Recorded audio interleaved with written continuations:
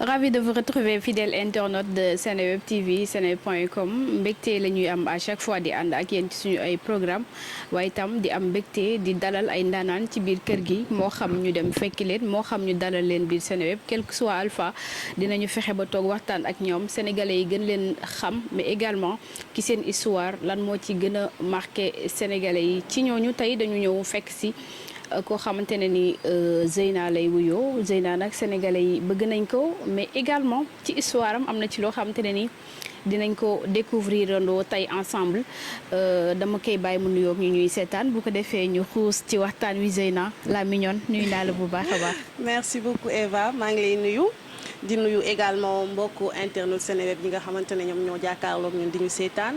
nuyu sénégalais yëpp fépp fu waay nekk toog jàkkaarloog ñun nuyu nañ la bu baax a baax di la jox sa wàccuwaay. alors Zeyna toujours égale à elle-même rafet macha allah. merci. alors merci. tey bu ñu bëggee xam kan mooy Zeyna. boo ñu doon décrire sa bopp Zeyna moom mooy kan. Zeyna je dirais que c'est une personne très très simple.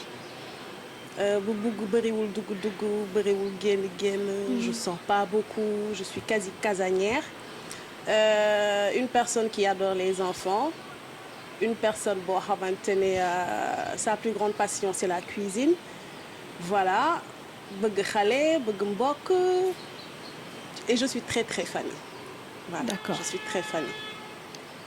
kan mooy Zeyna ci côté dundinam famille jaar-jaaram.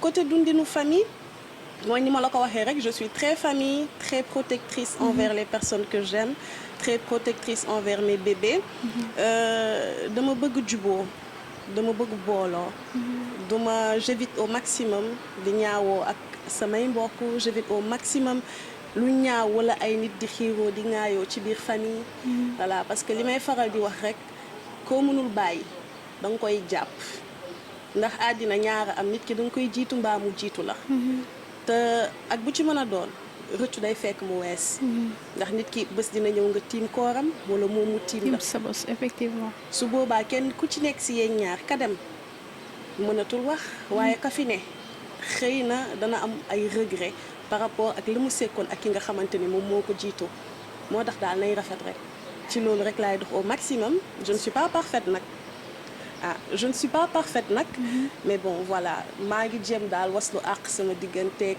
samay moroom et surtout sama famille. kon yow mbuusu xale buñ sol yàpp mag nga ba tax na yow yaay magu famille. noonu laa ko mën a expliquer parce que tout le temps yaa ngi xool luy rafet luy jubóole famille nga ciy dox. maay taaw nag dama di taaw. am ay rakk ñu topp sama ginnaaw wax dëgg yàlla déggal ma. sama yaay tam wóolu ma jox ma lenge yi.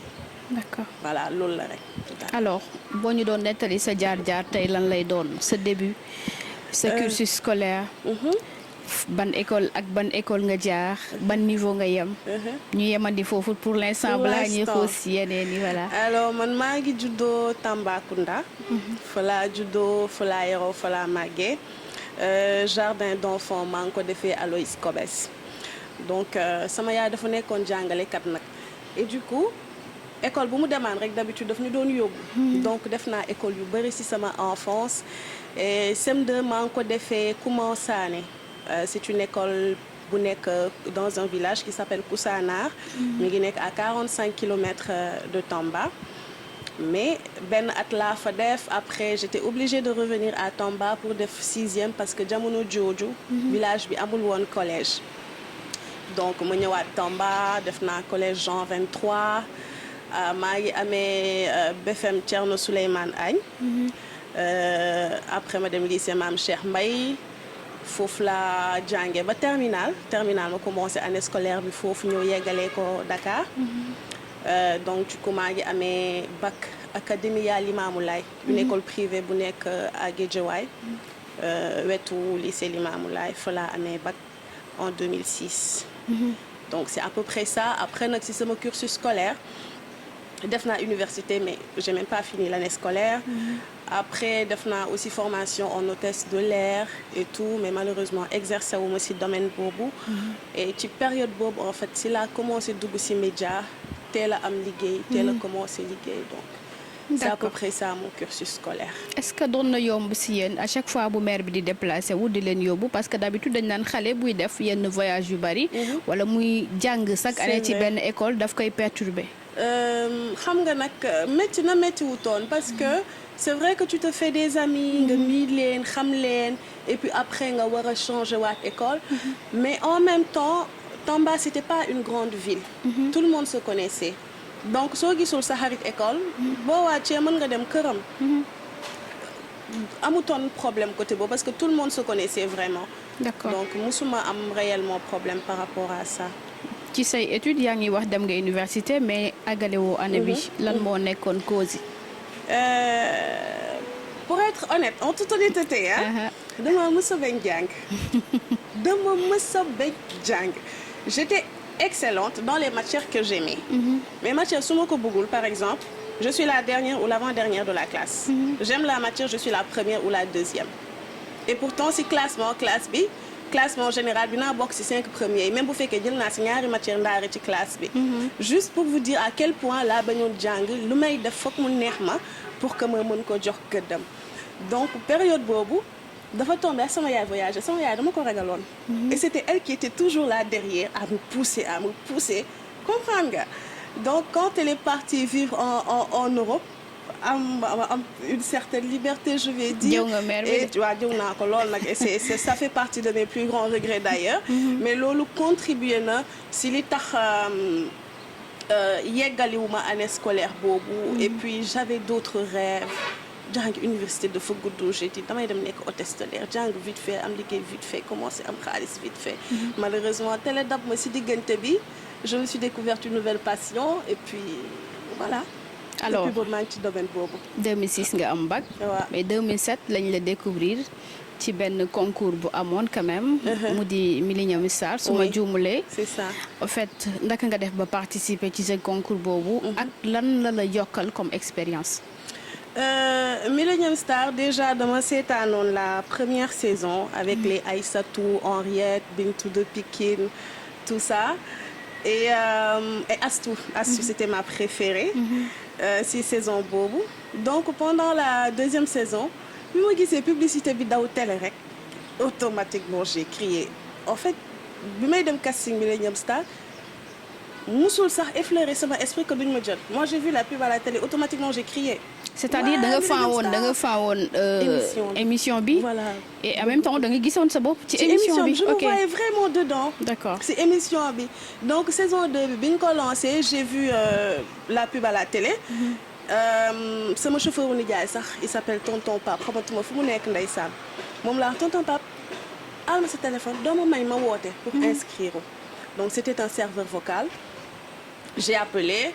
j'ai laissé mon numéro de téléphone da ngay woote tu te présentes et tout voilà joxe ce numéro de téléphone pour qu'après on te rappelle. donc noonu lañ ma rappelé wax ma convoqué nañ la casting. et tout wax ñu jour temps jamonoy Kocc bi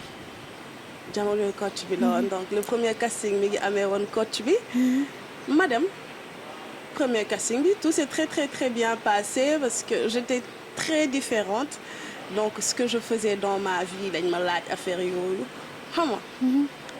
j'ai dit ce que je faisais mes passions j'ai dit que j'aimais la musique que je faisais du rap et tout ça on me dit tu fais du rap oui loolu ñu mën a may donc automatiquement ma xaw a rabantu yooyu. et ils avaient apprécié cette différence par rapport aux autres filles tu vois. donc noonu après ñu jëlaat ma casting final bi ñu ñëw. 4 filles la ñu waroon choisir. je faisais partie des 4 filles et c'est comme ça qu'on a commencé l'aventure Millennium Star sur la RTS 1 avec DJ Boops et je me suis arrêtée en demi-finale et voilà. est-ce que début bi yomboon na ci yow vu que dañ la jàngloo woon nga bàyyi fa jàng ba dem di bokk ci ay jeux concours yu nga xamante ne nii voilà des fois dafay compliqué surtout ñun vision bi ñuy am ci yenn famille bu ñuy participer ci yenn jeux concours yi est-ce que yomboon na est-ce que amoon nga accordu parents yi ndax tey jii sa parents yi taxawoon nañu ne la vraiment lii du lii la ñu choisir ci yow. bi may inscrire au casting waxuma ko sama yaay parce que man sama yaay lu bari daf ma ko doon tere bëggutoon may fës bëggutoon may def musique bëggutoon may donc je savais que instant boobu nekkatu fi woon mais su ma ko woowoon wax ko dama bëgg def lii du ma bàyyi et je tenais vraiment à le faire et je voulais lui prouver que je pouvais le faire donc teelu ko yëg bien après bi ñuy waaj a commencer les primes à la télé si la doog a yëg ne participer woon naa casting Millennium Star quant à mon papa moom amutoon problème sama papa moom dafa nekkoon nit koo xamante ne lu ma bëgg rek bëgg na donc je l'ai appelé il m'a soutenu vraiment si Millennium Star et puis à la même période maa ngi doon jàng en fait je boobu maa ngi IFPNC maa ngi woon IFPNC donc maa ngi doon jàng instant boobu arrêté gu ma woon. D'accord voilà. alors yan métier nga jaar maanaam yan activité nga def. dans ta vie. parce que tey bu ñuy xam Zeyna ci télé lañ ko xam. du ma teel a anticiper dinañ si ñëw ci kanam. mais lan ak lan nga def comme activité dans ta vie. activité bëri na c'est vrai que dama teel a embrasser milieu audiovisuel.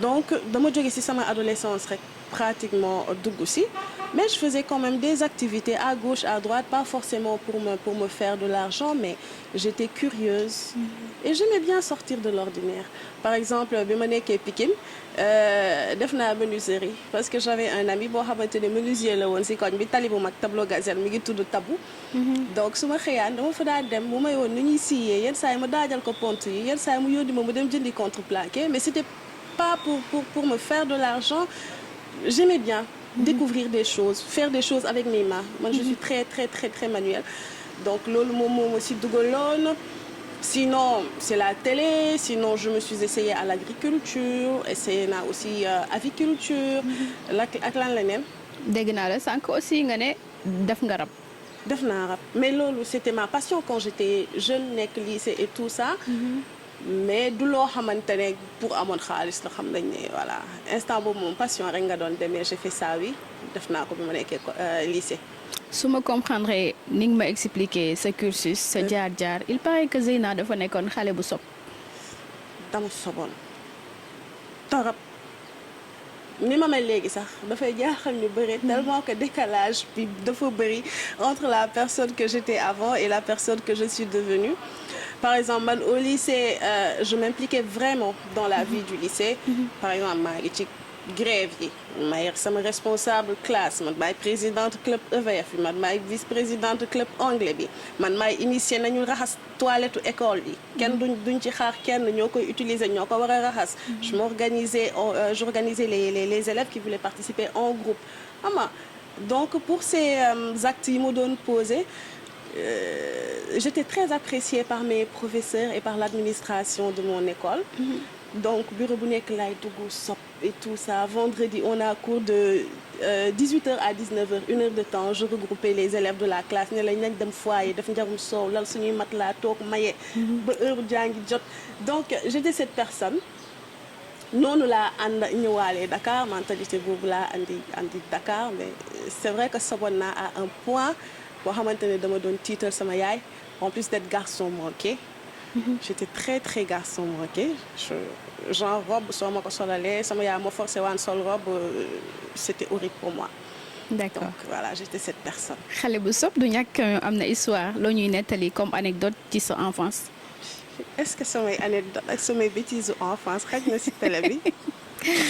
ay Eva jox ñu ci benn rek ay déedéet yooyu moom bàyyi rek ma noppi ko mais daal sache que j'étais une fille terrible qui a donné des sueurs froides à ses parents donc sama yaay looloo taxoon mu xawoon sévère ak man elle a été plus sévère avec moi qu'avec mon petit frère parce que nee na dama amoon fit ama man su ma guddee woon àll sama yaay dafay tëdd parce que mun nañu ma bàyyi par exemple ñu génn à l'adolescence commencer les petites soirées dem ay matinées tout ça elle s'inquiétait pas day nelaw ba yandoor quand je dis maman yow su ma génnee doo ma xaar peut-être ne ma non toi je sais que quand tu sors tu peux te défendre tu es capable de te défendre toute seule je m'inquiète pas quand tu sors donc daal ku amoon fit la et puis ku soboon aussi franchement anecdote yi moom da nga ma koy jéggal rek parce que yooyu moom xaju ci télé bi. doo ñu wax sax benn bu nga xam ne marqué na la à ton enfance lan nga defoon.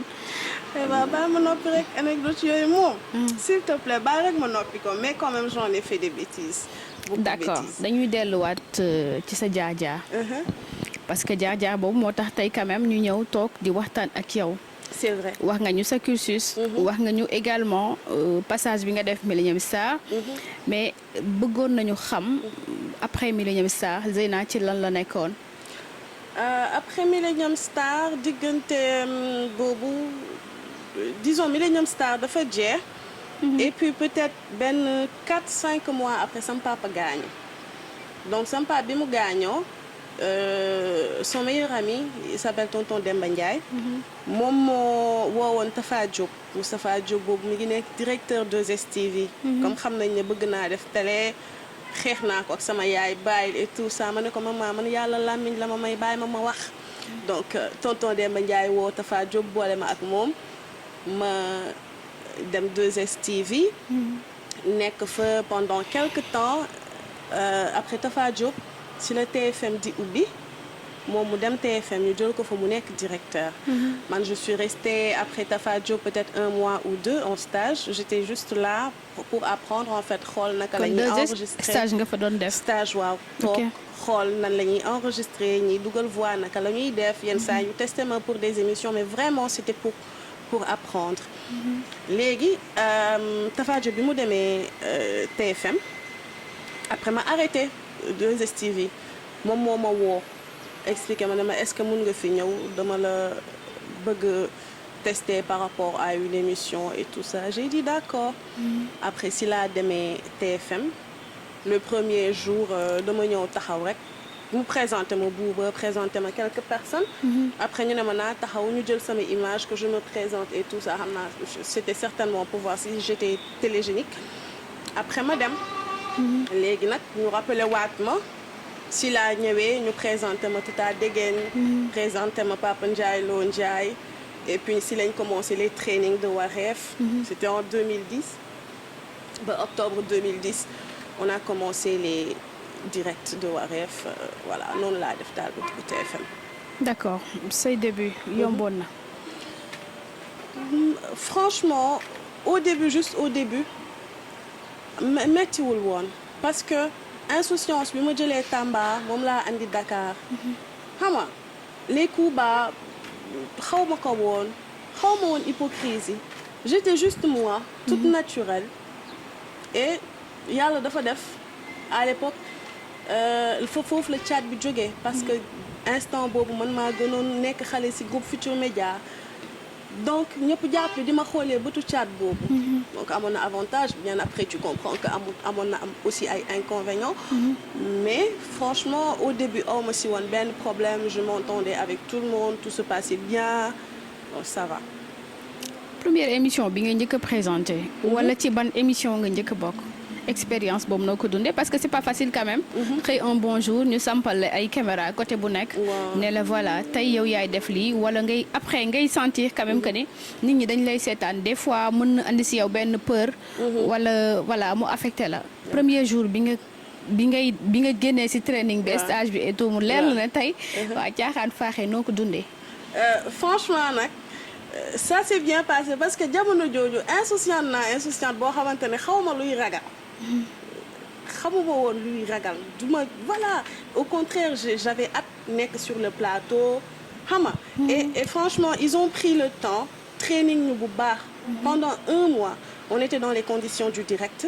def émission Wareef mais avec le maquillage et tout ah. ñëw xëy ñëw salle de maquillage maquillom si. franchement on était en direct voilà mettre ñu dans les conditions du direct ba nga xamante ne bi ñu commencé les directs vraiment il y avait pas de souci. en plus j'étais bien entourée mën naa wax Tata Degen elle était là Papa Ndiaye Lo il était là il y avait aussi Oustaz Abdou Karim Ba. j'étais très très bien entourée et c'était des personnes très rassurantes. et Bouba aussi il était très rassurant parce qu'à chaque fois que tu faisais une bonne émission même pendant le training soo génnee daf lay féliciter. comprendre nga donc c'était des choses yoo xamante ne da la doon may courage. alors nga embrassé beneen milieu. commencé quand même di dund beneen dund. ni nga daan romb daaw ñu la xamee léegi boo leen rombee dañ lay xamee parce que ñu ngi lay seetaan TFM noo ko doon dundee. nga aj baar bi wala. non musuma aj baar bi. déjà loolu sax mi ngi commencé Millennium Star. je rêvais de devenir une star ay bés su ma nekkee star mu génn fii nit ñi xàmmee ma ñu may wax kaay ñu photo et tout ça xam nga. simple ça me rek faisait rêver mais une fois que c'est arrivé. j'étais très mal à l'aise. ah bon j'étais très mal à l'aise. ak attention ay yow dama laa bëgg yi ça va yaa kaay ñu photo ma donc j'étais pas bien. il m'a fallu du temps pour adapter wu waat et tout ça. mais voilà mooy loolu daal. alors Wareef. foofu la ñu commencé quand même di la reconnaître ci milieu média bi nga xam ne ci nga nekk. nga nekk xale. bokk plateau ak ay mag. noo ko doon dundee parce que des fois ñu doon wax xale bi day dajee mag yi. wala mag yi wax nga weddi seeni wax carrément teg fa say wax. c'est vrai. Et c'était une période boo xamante ne c'était extrêmement difficile avec le public. demoon naa ba benn instant je pouvais plus prendre les transports en commun ama dama comme risque la dëkk dama daan jóge Almadies wàcc Padois jël taxi bokk Tëngéej. à un moment c'était très compliqué parce que les gens n'avaient pas compris que moi j'étais sur le plateau juste pour un rôle. bu ñuy waxee lii man antithèse bi laa war a andi. essayer de faire en sorte sur le plateau que tous les Sénégalais soient représentés.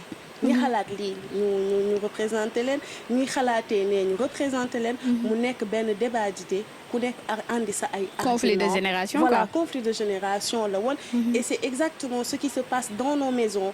avec nos parents avec les grands-parents c'est ce qui se passe. te loolu la ñu bëggoon andiwaat ci biir émission bi. dama doon défendre idée bu ma neexul. boo xamante ni gëwuma ci dara mais man antithèse rek xam naa ne pas bi fii lay fële faw ma andi débat et puis on jouait beaucoup ah.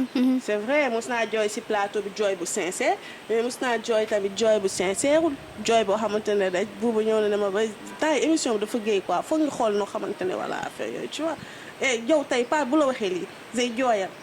est-ce que tu comprends. ce genre de choses ma ñëw paa bi cokkaas ma naan xam nga nii lay def saa ma ñëwee toog fii xam nga jooy. et bës bi jógaat na ngay romb ci mbedd bi ni c'est la yow tu comprends. mais c'était l'effet escompté loolu lañ si jublu woon. mais musuma xamadi. musuma yaradiku. au contraire xëy na des naa yaru gaa. ak samay moroom wala boobu ça dépend de ton comportement. mais duma yaradiku ak mag duma dépasser mag duma c'était pas moi en fait. des fois émission bi daf doon laaj benn affaire après voilà. ngeen def ko après nag c'est vrai que am na jooy yoo xamante ne jooy dëggantaan la woon parce que man niñ may waxee da nga xamadi. ci mbedd bi mais pas bi loolu noonu lañ koy waxee ne ko xale bi dafa réew lu warul waxee ak yow nii wala tu vois donc yenn saa yi moom tamit ndeysaan sama papa mu guuxal ma mer ñëw yàq ma ci plateau bi lu yàq ma keteme ma jooy ba tu vois. mais voilà noonu daal la doon demee saa su de si biir Wareef waaw. lan moo tax nga génn Wareef. à un moment donné Wareef dañoo dafa am période boo xamante ne dama arrêté Wareef mais après j'avais repris mais période bi may arrêté Wareef c'était parce que mooy bi Ndoye Bane ñëwee après Mani ñëw et tout ça. man dama ne mujjee woon nekk point noir bi si biir Wareef. ok parce que ñoom ñëpp pratiquement dañuy aborder ci même sens bi. par exemple bu ñuy wax maraboutage ñoom ñu ngi wax ci feewu maraboutage ak expérience ci nit ci dund. man su ma ñëwee taxaw ne la yéen li ngeen di wax amul débat bi foofu lay taxaw en fait. Okay. Tu comprends alors qu'à un moment donné il fallait évoluer xam nga donc pour ça après j'avais arrêté Wareef mais après réintégra waat nañ ma ci biir Wareef ba ni Tata Degen di arrêté ba ni muy génn àddina la dernière émission de Wareef que bi mu def on était ensemble ce jour-là. mais instant bi bokkatoo Wareef. non du tout depuis boobu bi Tata Degen arrêté. Tata Degen moo arrêté moo tax nga arrêté. instant boobu Tata Degen bi mu arrêté. on a arrêté Wareef je pense pendant un certain temps. après si la Eva Tra jëlee Wareef. Eva Tra bi mu jëlee je sais même plus su fekkee bokkoon naa ci équipe boobu ou pas. mais daal Tata Déguène ensemble on a cheminé ensemble ba ci fin bi et après si la Eva Tra jël les rênes de l'émission je sais plus nag franchement fàtte naa ndax bokkoon naa ci équipe boobu ou pas ça je sais plus. je sais plus mais Wareef moom c'est sûr que jóge naa fa depuis yàgg na. si gisatuñ la Wareef. après gis nañ la 100% mobile. waaw ce que les gens doivent comprendre ah moo ne man jóge naa TFM 2016. période Wareef boobu et tout ça bi Tata Déguène di décédé et tout ça période boobu laa arrêté. 100% mobile c'est après la ma MASS contacté pour me présenter ko 100% mobile. 100% lu taxoon nga mobile arrêté 2016. c'est une très longue histoire boo xamante ne bugguma si ñëwaat parce que j'ai jamais voulu en parler et je pense que voilà ça dañ la d'accord yaa jëloon décision arrêtée. non jëluma décision arrêtée en fait pour faire court. bi may doog ñëw TFM dañ ma jàppee woon comme chat bi en fait. ok et dama gaawoon jooy su ma meree wala ma xuloog nit wala sama benn supérieur def ma dara ma jooy ko et c'était pas professionnel. donc bëtu xale boobu lañ ma mësawee woon jàppee ba mënuma woon wane li ma mën. parce qu'on ne me prenait pas au sérieux donc bi 2016 côté yooyu c'est là qu'ils ont commencé vraiment à avoir confiance en moi donc ñu dugal ma ci équipe bu Yeewu Leen j'enchaîne Yeewu Leen après su ma defee Yeewu Leen maa ngi ci Wareef ama petit à petit me proposer Bouba ma vision du 8 mars il a validé xama ma def ko ñëpp kontaan kepp si dem congé ma ne mun naa ko remplacer ñu ne ma ay ca demal ma def permanence Bijou Ndiaye dem congé maternité ne ma est-ce que mën nga def backstage ne ko waaw mun naa ko def dem wax Ndiaga Ndour damay def Dakar ne dort pas samedi parce que instant boobu je voulais prouver de quoi j'étais capable sama objectif lii la woon moom laa bëgg atteindre pour ça faut que ma am visibilité bi ma soxla pour wane sama polyvalence ak wane li nga xamante ne moom laa mën et on m'a fait confiance genre pour def Yeewu Leen damay yeewu 3 heures du matin. je me lève à 3 heures man su ma sangoo ba pare man maa yee chauffeur bi woo ko téléphone il vient me chercher à Rufisque. après on fait le tour xam nga équipe matinale yi rek ramassage voilà bien sûr def ramassage def naa matinale. voilà jël ñëpp yóbbu. je reste à la télé parce que dama doon def benn instant même Chérif Diop il avait arrêté ou dafa demoon congé moom tam je faisais son boulot aussi permanence du soir. donc je restais à la télé jusqu'à 20h30 21h après oto bi day wàccee ñëpp mu doog ma wàccee parce que Rufisque laa dëkk man maa gën a sori. j'arrive chez moi il est 22h 23h le temps que nga reer sangu prière tëdd pour te réveiller encore le lendemain à 3h du matin et ça je l'ai fait pendant plusieurs mois à un moment donné Tata Déguène par exemple elle me disait arrête il faut que tu dises non tu peux pas yow nit kese nga tu peux pas mais man instant boobu dafa amoon lu ma bëgg te li ma bëggoon rek laa doon gis j'ai dit non je vais tenir xale laa mën naa ko am problème. tu travailles sur quelle base dañu la signé loon contrat wala. non j'avais un CDI. d'accord j'avais un CDI avec la boîte donc noonu luñ ma proposé ma jël à un moment j'étais très très fatiguée. mais le fait que nga def benn affaire ce directeur général woolu le bureau nga tiit foog ne def nga njombe mu ñëw juste pour te féliciter je vois ce que tu fais et tout ça. c'est motivant quoi. c'était tellement motivant. xam nga dem ba par exemple référendum rédaction amuñu élément yu doy yow ñu jëlee la production ñëw pour nga ñëw rédaction def les plateaux def référendum xam nga débriefer les résultats et tout ça. daf lay tu te dis enfin. li ma bëggoon prouver ñu ngi koy gis ndànk mais doyagul. année boobu je pense que c'était en 2016 d'habitude dañ doon délocaliser les émissions. yóbbu ko foire et tout ça. cette année defuñu loolu dañoo yóbbu benn nit pour mu def le link entre toutes les émissions à chaque fois moom mooy dugg xam nga. et c'était moi boîte bi ni muy bëri nit yëpp ñu tànn ma man j'étais contente parce que enfin xam nañ ne mën naa dara. enfin. gis nañ ne je suis polyvalente voilà te sama yoon laa nekkoon sauf que après ça j'ai failli craquer. Je peux même dire que j'ai craqué. Et on a enchaîné avec Quartier Général sur un mois. C'était compliqué. Pour le mois de Ramadan. Pour le mois de Ramadan. C'était la première saison. On a enchaîné avec Quartier Général pendant un mois. C'était moins difficile que les mois de juste avant le Ramadan. Mais n'empêche, la fatigue, elle était déjà là. dama doon am ay tension 8 télé bi fu bu nekk nelaw naa fa waa décor bi ñuy ñëw ba soxla seen bagage yenn saa ñu tiit sax parce que ut naa ruq bu ma làqati pour nelaw. Je dormais plus et ça m'arrivait finalement à force de dormir 2-3 heures par jour. À un moment, je pouvais rester 72 heures sans fermer l'œil. te damay xëy dem liggéeyi. C'était très difficile. Et après Quartier Général nag bi mu jeexee on a eu juste peut-être une semaine. sans congé hein, juste une semaine pour reprendre Yeewu Leen. Là je pouvais plus. Je ressemblais à un zombie. mën naa dem boutique ba ñëw dox damay romb sama buntu kër wala dox ba ne këlëb poto wala dara tellement que j'étais fatiguée. Donc à partir de ce moment-là j'ai commencé à me soigner xam nga pour mën a nelaw pour me remettre en forme. lu tax ñaanoo congé pour toog reposer wu. dañoo bañoon congé bi dañ ko bañoon léegi à partir de ce moment-là si la ñu laa jékki-jékki ils m'ont appelé wax naa leen je me sens pas bien je suis malade j'ai besoin de repos et tout ça. Après si lañ ma wax ne dañ may muter nouvelle chaîne. temps yooyu Olé mi ngi waaj a ubbi ak la radio et tout ça xam nga dañ lay muter nouvelle chaîne.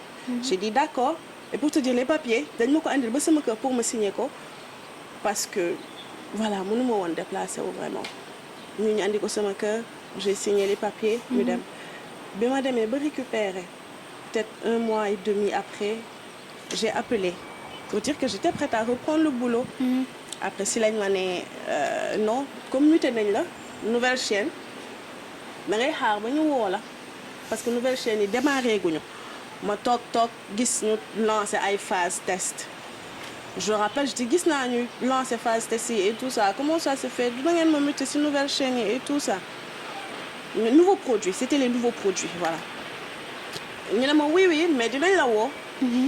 Je dis d'accord jusqu'au jour où sama banque si boppam moo ma informé que le groupe dit que duñu virer ci sama salaire parce qu'il m'accuse d'abandon de poste nii laa ci donc j'ai pas fait de bruit parce que jaralu ma ko woon j'en ai jamais parlé c'est la première fois que j'en parle devant les médias jamono jooju coow li bëri woon na torop ay dafa dof dañ koo liggéey dafa nangam dafa sangam tu vois mais j'ai jamais répondu à ces genres de questions xam nga j'ai laissé tomber waxaatuma si daw ma fenn. de toute façon xaaj bu nekk wërsëg waaye la.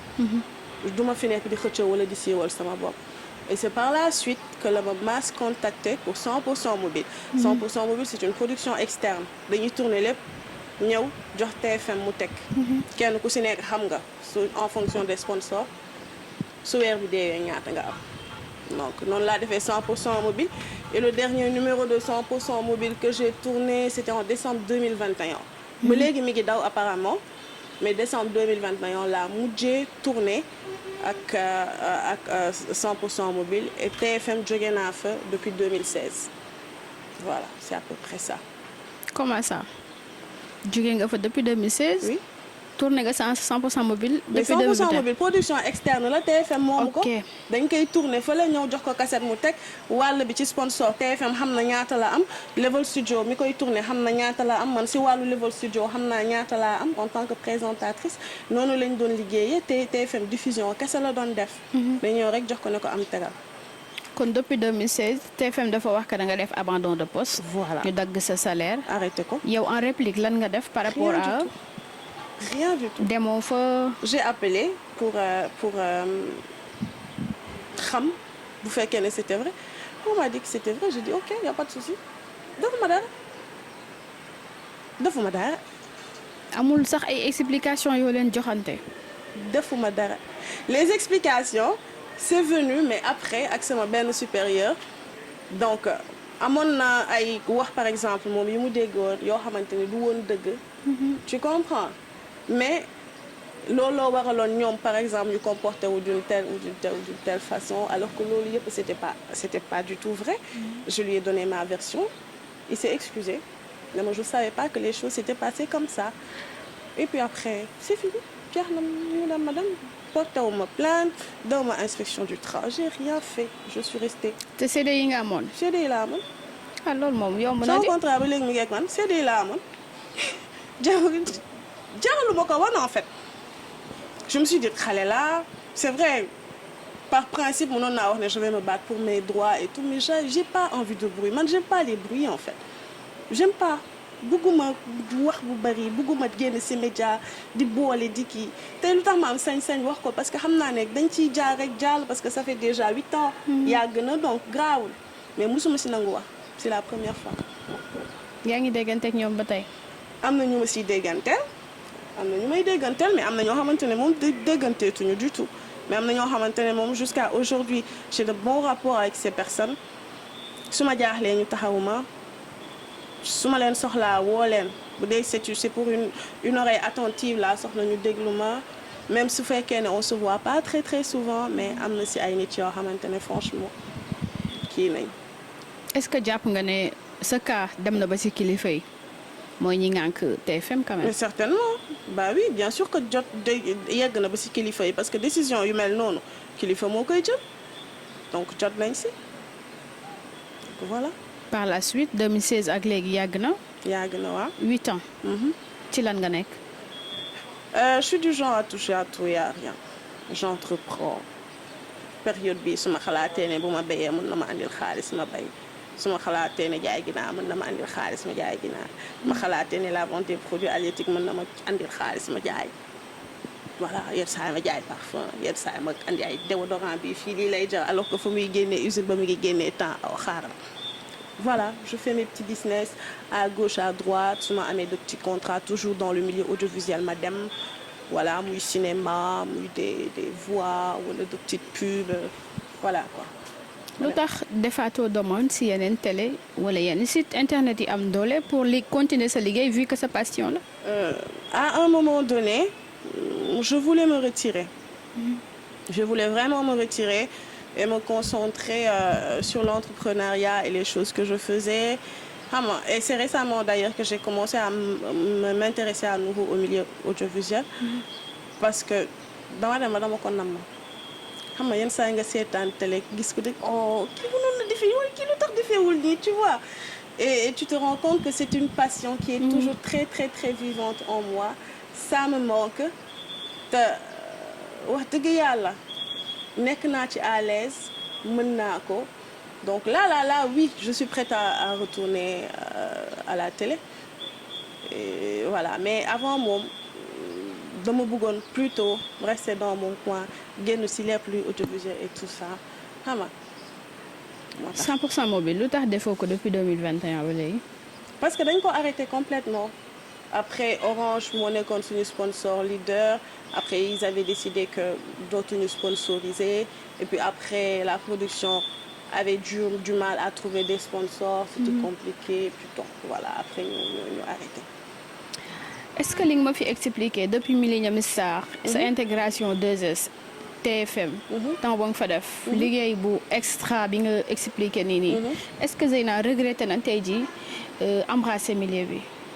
non pas du tout parce que wax dëgg yàlla c'est vrai qu'on s'est beaucoup concentré si li metti ak li naqari waaye li ma si dund si bànneex moo ëpp li ma si dund si mbégte moom moo ëpp téeméeri junni yoon musuma ko regretter j'ai rencontré de très belles personnes xam nga def naa lu ma passionné lu ma bëgg ñu ma daan fay ma koy partager ak nit yi ma bëgg xam nga ku jaaxle su ma ko mënee bokk ko ak yow donc mënuma ko rëccu su ma ko rëccu woon tey jii peut-être du ma pare waat pour dugg si non du tout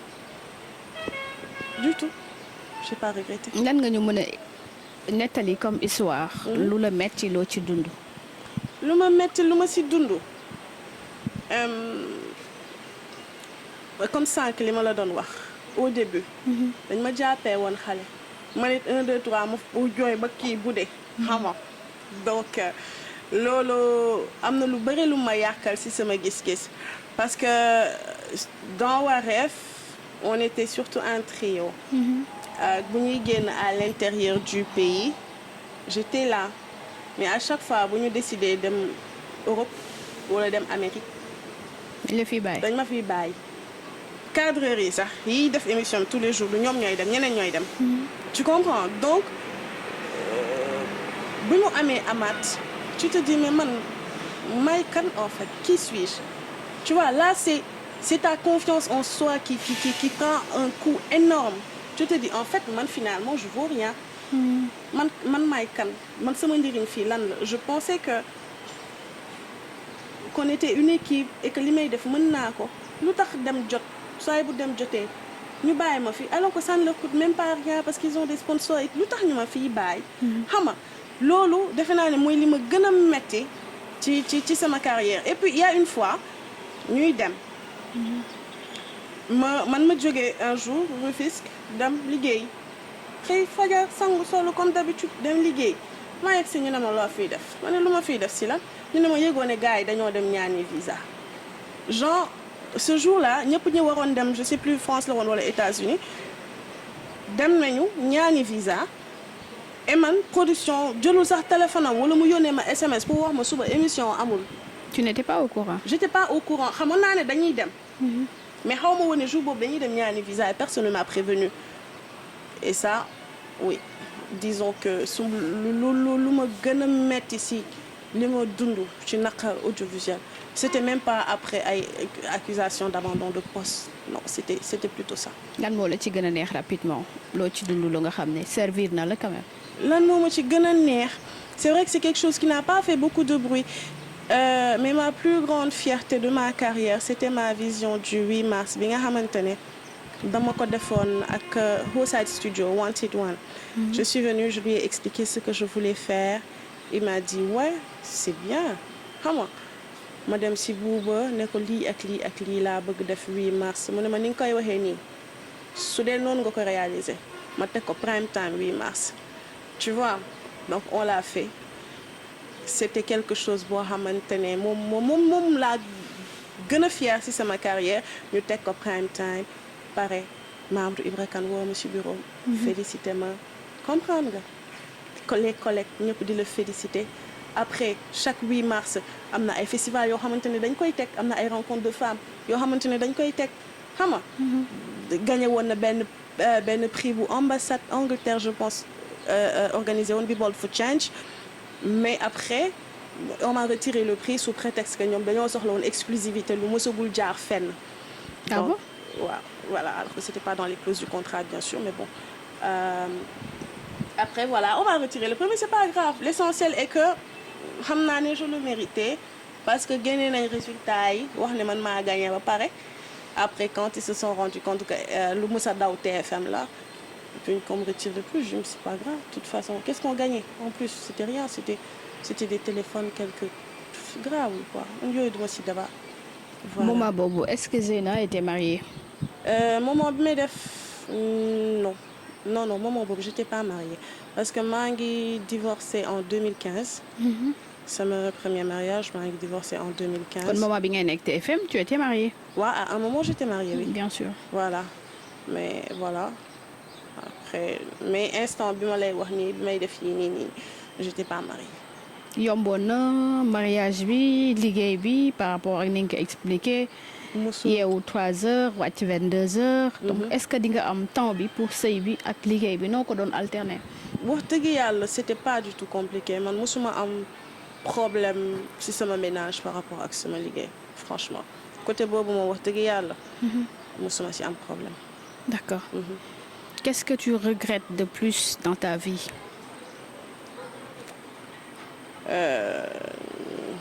Ni ma poussé wul plus loin mes études parce que j'avais l'intelligence j'en avais la capacité j'en avais les moyens j'ai préféré très tôt arrêter ut xaalis après c'est vrai que doonoon na compliqué mais c'était possible d'allier les études et le travail mais je l'ai pas fait ça je regrette parfois je regrette sama yaay lu tax à cette période de ma vie mu demoon bàyyi ma fi. nga xamante ne boobu maa ngi jàng ko doon adolescence. yaakaar ne bu asamaan si wàcc nga tey voilà alors que sama yaay bu fi nekkoon. damay jàngi par la force du ma bàyyi. tu vois. Donc voilà quoi, c'est à peu près ça. Commencé naa école journalisme ñaari fan ñetti fan arrêté comprendre nga. Voilà quoi. Loolu daal bokk na si lu may gën a regretter le fait de ne pas avoir continué. alors dans ta vie lan moo la gën a metti ci sa àdduna. li ma gën a metti si sama àdduna bëri na li ma metti moom bëri na. Moment bu ma marqué après il y a eu le décès de mon papa. C'était en 2008 juste après Millennium Star loolu marqué woon na ma. Et par contre lu gën a récent lu ma marqué. C'est que il y a un an c'était la nuit du 22 au 23 juin. 2023 bi. En fait comme dama xawoon am ay problème mu jigéen rek xam nga day sañ moom tout le temps.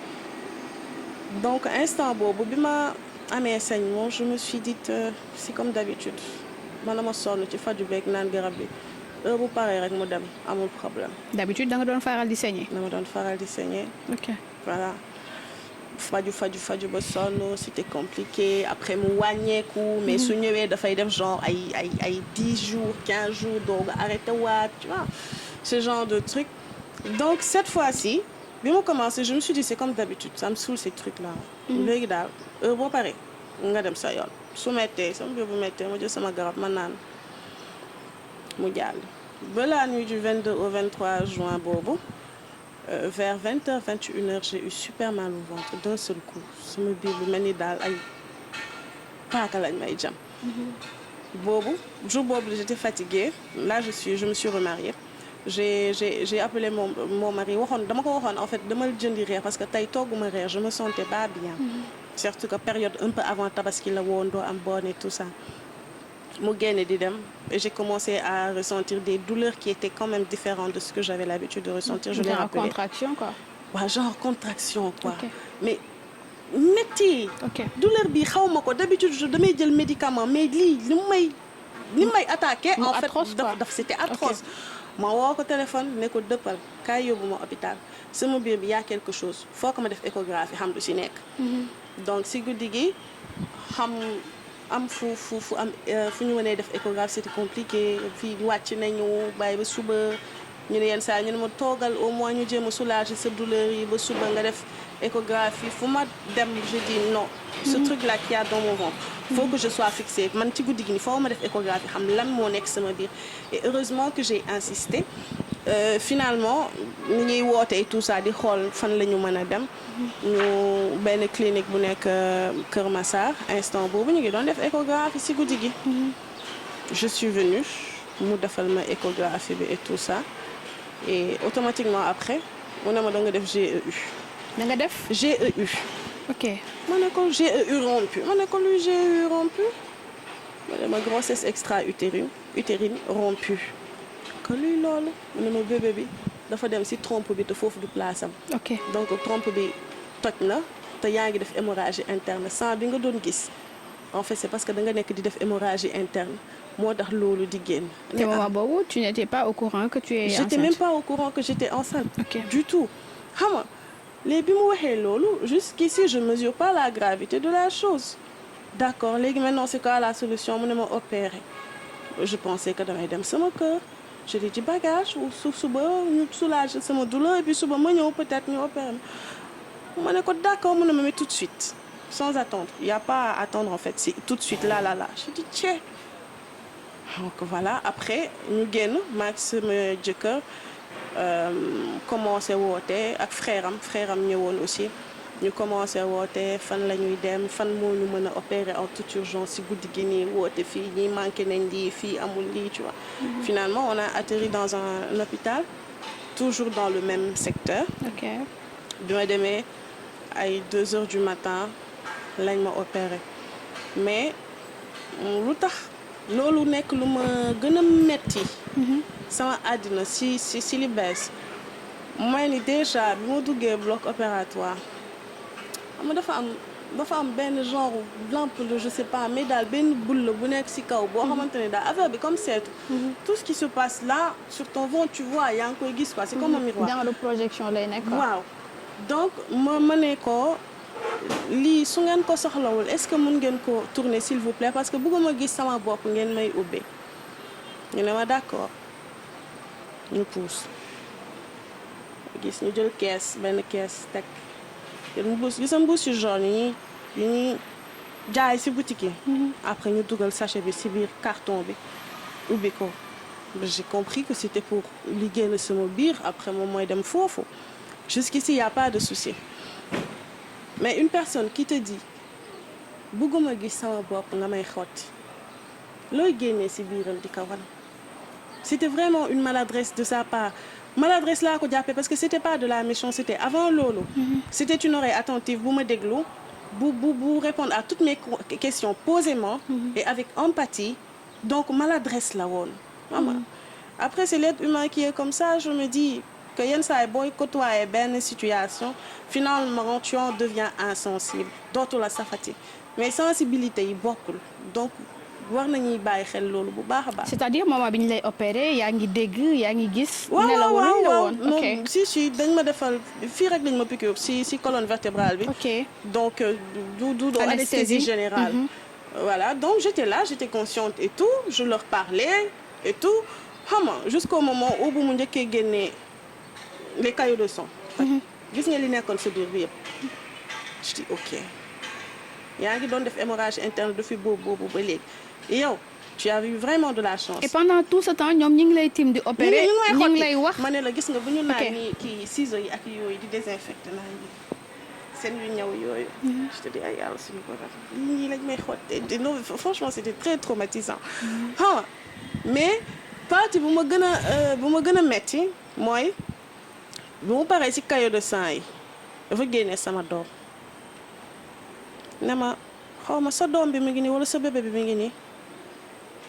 je dis ok parce que boobu j'étais encore dans le déni parce que affaire yi ça s'est enchaîné tellement vite je dis ok ma ne ko góor la wala jigéen mu ne instant bii moom mënoo xam c'était un tout petit truc un tout petit bébé super méga rouge qui tenait dans peut-être le creux de ma main mais qui était là c'était une personne bien formée. C'était entre 2-3 mois. waaw 2 mois la ma wax. mais da ngay gis boppam da ngay gis loxo yu ndaw yi da ngay gis pooj yu tuuti yi c'était mon bébé li ma metti mooy avec tout ce qui est sorti de mon ventre mon bébé a atterri dans ce sachet jaune et en tant que maman je n'ai pas eu le courage en fait j'y ai même pas pensé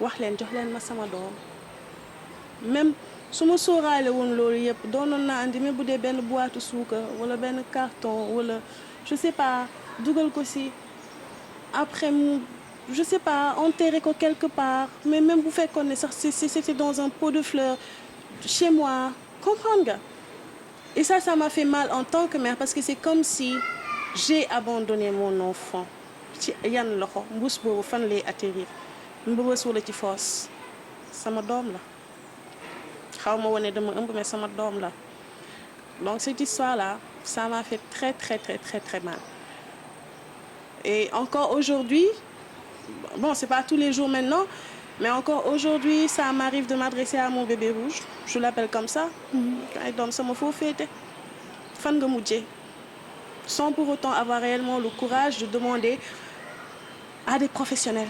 Mon bébé rouge parce que gis nga ko ak couleur bi mu am. voilà am su ma ko gisutoon ça va parce que bëgguma woon gis peut-être su ma ko gisutoon doonuma am xalaat yi yëpp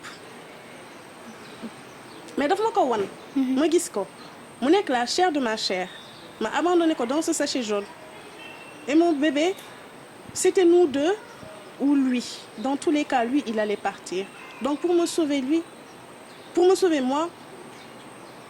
dañ ko rey moom malheureusement mais loolu moom voilà c'est comme ça que ça se passe voilà mënuñu ci dara et dans tous les cas mënutoon survivre mais li may rëccu mooy doom boobu nu ma ko récupérer waatu wala wax leen sax mbuus bu jaune bi dencal leen ma ko ba après loolu ci lu bees ci sama life je pense que loolu moo ma gën a metti et je demande toujours pardon à mon bébé rouge parce que par la suite daf la traumatisé. oui vraiment parce que doom la tuuti na rëy na mët na mëtul doom la sama doom la te gis naa ko mu am bopp am loxo yu sew am tànk yu sew am ay pooj mu xonk ci tuuti je suis maman poule ba mu ëpp protectrice ba mu ëpp donc le fait que ma abandon laa ko mën a tuddee sama doom ça m'a traumatisée ak si yan loxo ak fan la atterrir j'ai pas envie d'y penser ça parce que là nañ ma jéggal ci kàddu yi may wax mais noonu voilà quoi je me dis mbëbës la wala fosse septique wala am na leneen je sais pas mais li wóor ba wóor mais je pense pas que dinañ ko jël ne ko ñu ngi koy yóbbu cimetière wala pour enterrer ko wala non donc man sama doom fan laa doon xoole ba voilà su ma ko gisutoon peut-être duma ko bëggoo woon gis war nañ la ko. bëgguma woon gis woon nañ ma ko dama ne décaler leen seetu bi. et te non bi ñu la ko wanee si moment boobu ban réaction nga am. instant boobu je pense que ni ma la ko waxee sànq rek j'étais dans le déni ou j'étais peut-être juste en mode survie quoi. Tu viens, ok, t'avais juste des douleurs, tu viens, on te dit que c'est ta vie même qui est en danger. Tu essaies de rester concentré, de garder la tête sur les épaules, de ne pas paniquer. Je pense que dafa am beneen mode bu ma activé woon j'ai juste dit ok ne ko ban sexe la mu ne ma instant bi moom mënoo xam je dis d'accord.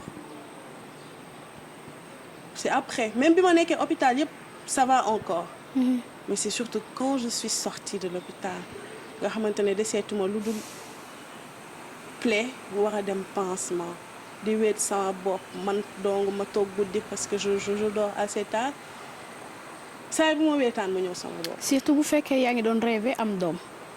non yàlla may na ma benn bant sant yàlla. yàlla may na ma benn bant mais c'était aussi un enfant désiré. xaw ma woon ne jot naa jël ëmb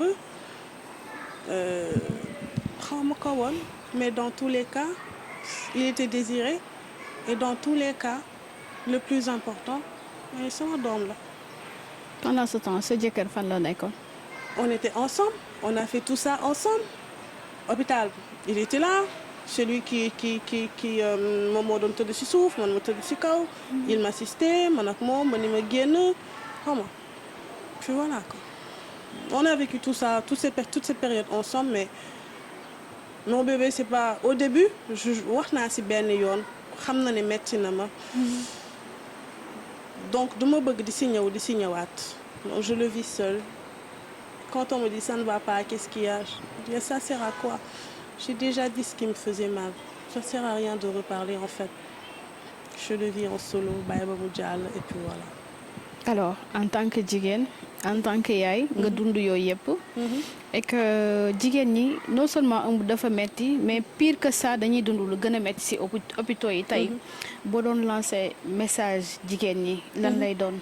jigéen ñi liggéey ci hôpitaux yi wala jigéen ñi nga xamante jigéen ñi ëmb parce que ñoom d'habitude ñooy dund comme ça cas yi. Voilà déjà bu ñu tayal di dem hôpital soo amee lu la metti yaa ngi yëg sa yaram loo xamante ne niruwul lu normal bul hésiter demal hôpital man j'ai attendu 12 jours avant d'y aller te guddi googu xëy na su ma xaaraatoon une nuit de plus tey jii duma toog fii di waxtaan ak yow donc nañuy déglu apprenons à écouter nos corps.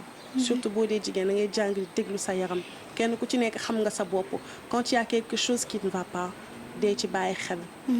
Voilà et surtout nag di dem hôpital daal di dem hôpital et puis bàyyi automédication bi c'est très très très important parce que man loolu bokk na ci li ma gënoon sonal damay métti rek mu jël antidouleur nekkate boobu maa ngi dee te yëgu ma ko. D'accord. Voilà. ñi nekk ci hôpitaux yi. nañu yokk seen empathie. ñu ngi côtoyer milieu boo xamante ne xëy na liñ ciy gis doy na waar bare na ba benn instant ñoom it dañuy soxla carapace. pour mën a protéger wu par rapport à toute la souffrance bi nekk autour de ñoom. moo tax xëy na yenn saa yenn attitude yi ñu koy am par rapport ak aux patients mais nañuy xam tamit ne patient bi ñëw immunisé wul comme ñoom. dafa ñëw ak sensibilité am ñëw ak ay peuram nañ leen di gën a sóor. te di leen gën a bàyyi xel xam ne ni ci bëre nañ te ute. D'accord. Voilà. Merci beaucoup Zeyna. Merci L'émission beaucoup, tire Eva. à sa fin quand même. Lan ngay tàggoo Sénégalais yi wala message booy lancé surtout sa moroomu jigéen yi wala ñi nga bokkal génération. waaw xanaa di nuyu ñëpp rek encore une fois tàggu leen. merci Sénégalais yëpp bu baax a baax et puis di leen wax ne qui sait xam naa incha allah bientôt très très très bientôt bëgg naa duggaat ci média yi. waaw mais namm nañ la si écran yi c'est ce que je voulais dire quand même. lan ngay xaar pour dellu si waat. bëgg naa dellu si kay am naa ay cibles comme RTS bëgg naa gis ak Pape Alé Niang. bëgg naa dem RTS donc su ma wooyee daal dinaa ko wuyu. pourquoi pas Seneweb. Seneweb rek nga dëgg de Seneweb tamit affaire la de ah. pionnier est toujours leader. waaw gis nga waaw gis nga. ah waaw d'accord loolu tamit xel la de. waaw on est pionnier de pionnier est toujours leader. waaw amul problème loolu ay waxtaan la rek. yàlla baax na mais TFM nag doo demaat. wax dëgg yàlla bëgg naa leen lool sama ay xarit ñoo fa nekkee tout ça franchement généralement jàmm laa sekk ak ñoom mais wax dëgg yàlla. demaatoo daal déedéet. merci beaucoup Zeyna merci beaucoup Eva. merci beaucoup également yéen ñi nga xam ne yéen a ñuy suivre à chaque fois ci biir Seneweb di leen jaajëfal bu baax a baax ci topp gi tànneef gi ak kóolute gi. C'était Zeyna comme ni ngeen ko gisee donc sénégalais yi namoon ko tax ñu wëri ko ba Rufisque toog waxtaan ak moom je pense que yéen itam am ngeen droit participer ci commentaire yi. Babacar Ndiaye le dragon moo nekkoon ci caméra bi di ko jaajëfal bu baax a baax restez scotchés sur Seneweb pour la bonne suite de nos programmes d'ici là portez-vous bien.